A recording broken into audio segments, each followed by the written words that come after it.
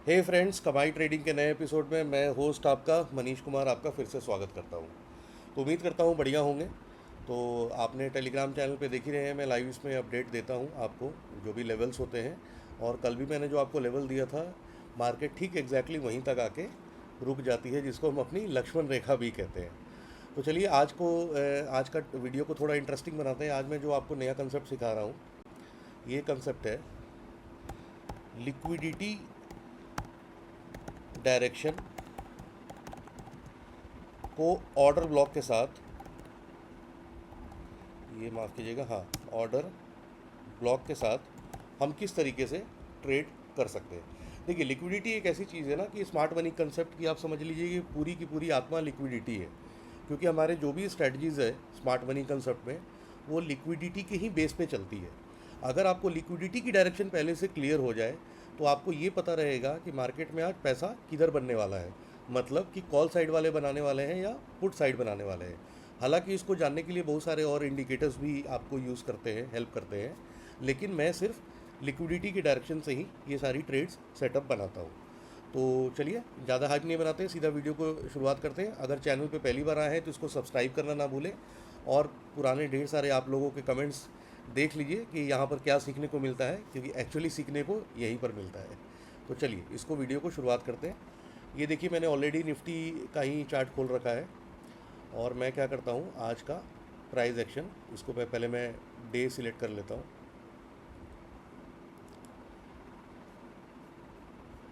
और मैं एक दिन का प्राइस यहाँ से हटा देता हूँ। अब देखिए, लिक्विडिटी का डायरेक्शन जो मैंने आपको बताया, इसको करने के लिए आपको थोड़ा सा ध्यान से इस डीलिंग रेंज को समझना होगा। डीलिंग रेंज क्या होता है कि प्राइस अभी जहाँ पर है उसके आगे और नीचे का कोई जेन्युइन लो। अब जैसे कि प्राइस अभी यहाँ पर क्लोजिंग है, तो ये मेरा डीलिंग रेंज हो गया, क्योंकि एक मुझे स्विंग लो दिख रहा है और ये एक मुझे स्विंग हाई दिख रहा है। अगर मैं और पीछे आऊँगा तो ज़्यादा से ज़्यादा मैं इस पूरे एरिया में अपने प्राइस को स्टडी करने की कोशिश करता हूँ। This is only my dealing range. तो अगर आप देखते हैं, चूँकि एक दिन का प्राइस मैंने हटा दिया है, अब मार्केट खुलने के पहले जो मेरी सोच होती है या जो मैं प्लानिंग कर रहा होता हूँ, आप ये ध्यान रखिए। देखिए,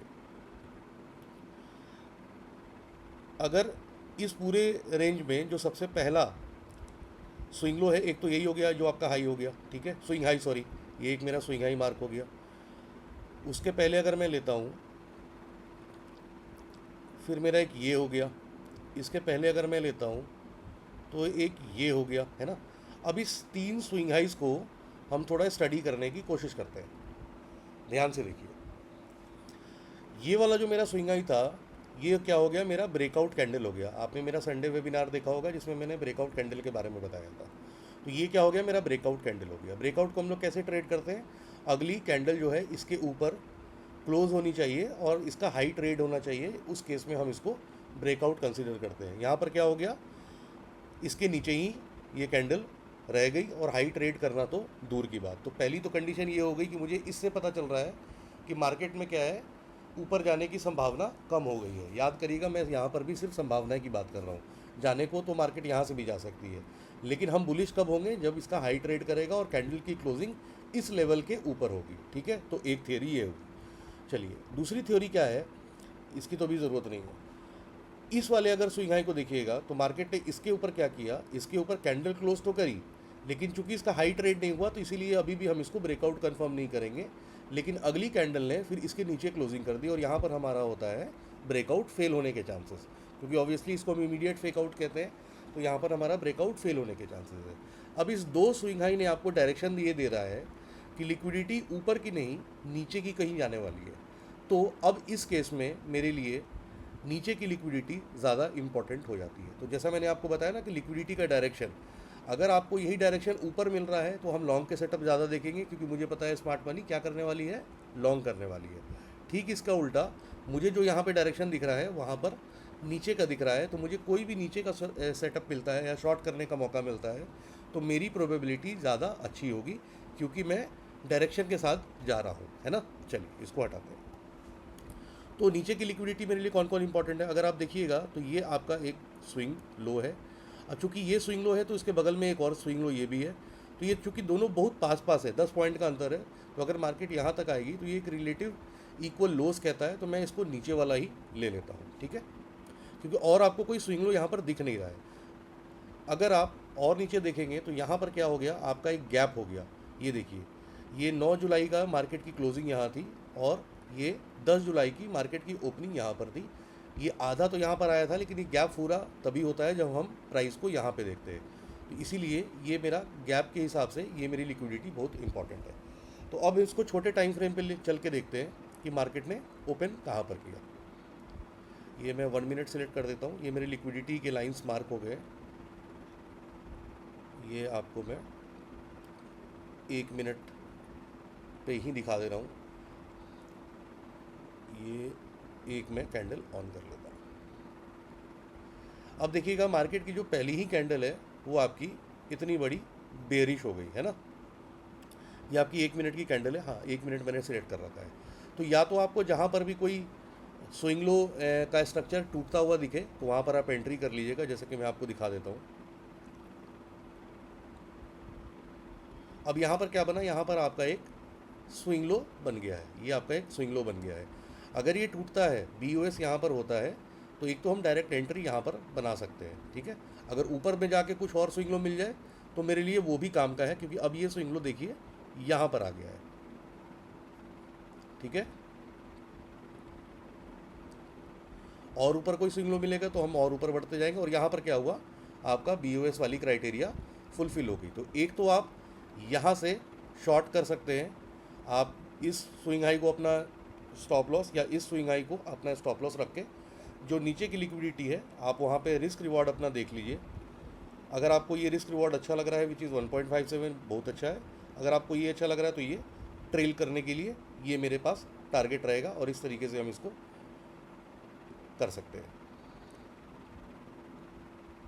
इसको मैं स्पीड तेज कर लेता हूँ। ये देखिए,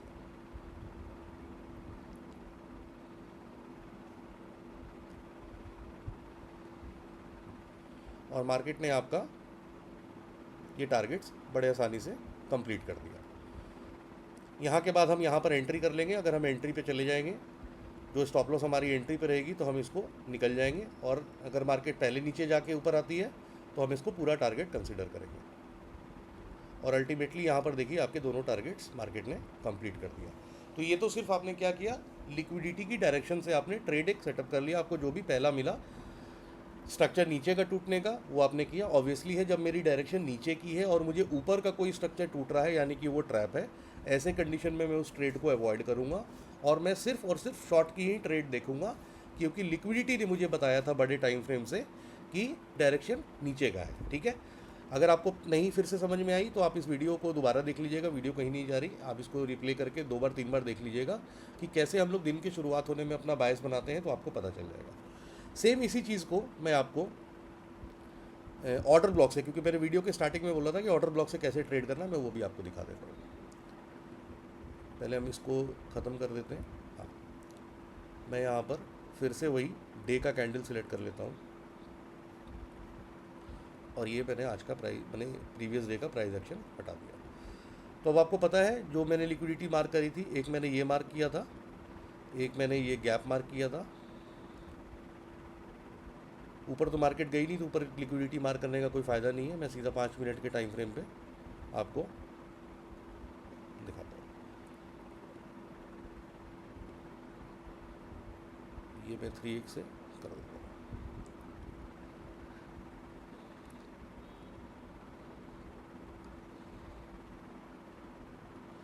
अब ये आप ध्यान देखिए,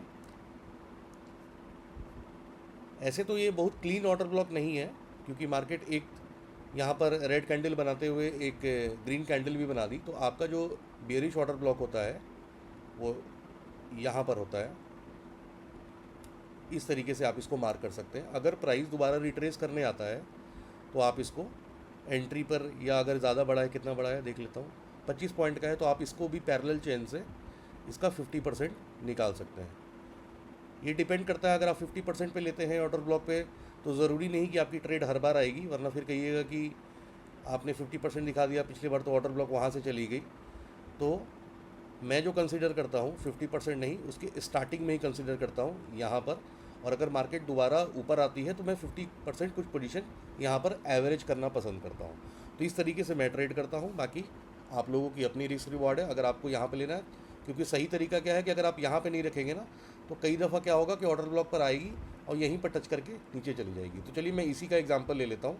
50% का भी पैरेलल चैनल लगा रहने देते हैं ताकि हमें रिस्क रिवॉर्ड का भी आइडिया लगे। अगर आप नॉर्मल स्टार्टिंग से ऑर्डर ब्लॉक से लेते हैं तो आपका 2.51 का रिस्क रिवॉर्ड बन रहा है, और अगर आप 50% पे और इसको ऐड करते हैं तो देखिए यहाँ पर यही रिस्क रिवॉर्ड आपका 5.63 के पास चला गया है। तो मैं इन दोनों के बीच में रख लेता हूँ, आप इसको जो भी कंसिडर कर लीजिए कुछ इस तरीके से, ठीक है। और इसको हम प्ले करके देखते हैं। ये देखिए मार्केट आपके ऑर्डर ब्लॉक पर आ गई और इस हिसाब से उसने आपका टारगेट किया। लेकिन जैसे ही उसने टारगेट किया तो एक चीज़ यहाँ पर और हुई, यहाँ पर फिर से एक नीचे का बुलिश ऑर्डर ब्लॉक बन गया। अब बुलिश ऑर्डर ब्लॉक बन तो गया, लेकिन वही है कि आप यहाँ पर ट्रेड के अगेंस्ट में, मैंने ट्रेंड के अगेंस्ट में ट्रेड कर रहे हैं, क्योंकि पूरी मार्केट आज शॉर्ट है और आज ऊपर का आप देख रहे हैं।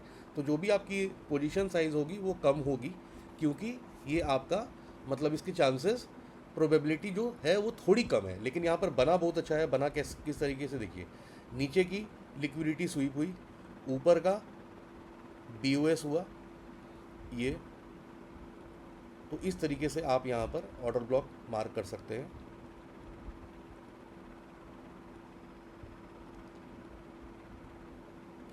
और हम यहाँ पर लॉन्ग की ट्रेड प्लान करेंगे अगर मार्केट यहाँ पर आती है तो।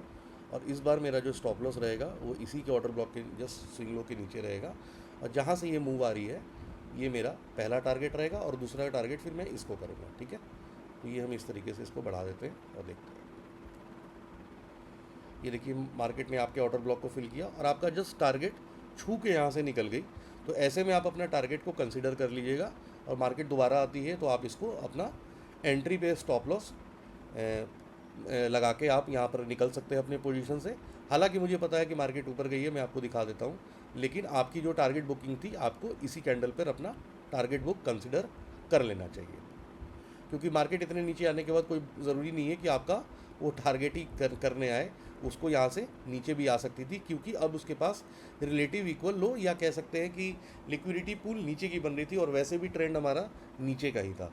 तो इस तरीके से ऑर्डर ब्लॉक से आप 2 ट्रेड कर सकते थे। मैंने लिक्विडिटी का डायरेक्शन आपको पढ़ना सिखाया, मैंने 1 मिनट से आपको दिखाया कि कैसे ये ट्रेड को कर सकते थे, और ऑर्डर ब्लॉक पार्ट 2 में भी मैंने आपको दोनों ऑर्डर ब्लॉक के एग्जाम्पल दिए हैं, एक बियरिश ऑर्डर ब्लॉक, एक बुलिश ऑर्डर ब्लॉक। तो अगर वीडियो अच्छी लगी हो तो इस पर कमेंट कर दीजिएगा, शेयर कर दीजिएगा अपने दोस्तों को। और हैंड होल्ड मेंटरशिप का अनाउंसमेंट 1 अगस्त से बैच स्टार्ट हो रहा है। मैं चाहता हूँ कि आप लोग यहाँ पर आएँ और सीखें और हम लोग साथ में इन चीज़ों का प्रैक्टिस करें। 4 महीने का ये कोर्स है, बहुत अच्छा जर्नी रहने वाला है।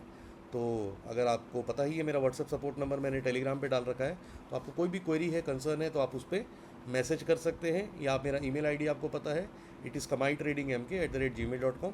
तो आपके जितने भी ईमेल्स होते हैं आई ट्राई कि मैं ज़्यादा से ज़्यादा उसका जवाब दे सकूं और आप लोगों से कनेक्ट कर सकूं। तो आज के लिए इतना ही। अपना अपने परिवार का ध्यान रखिए। Thank you so much for today. चलिए बाय बाय, टेक केयर।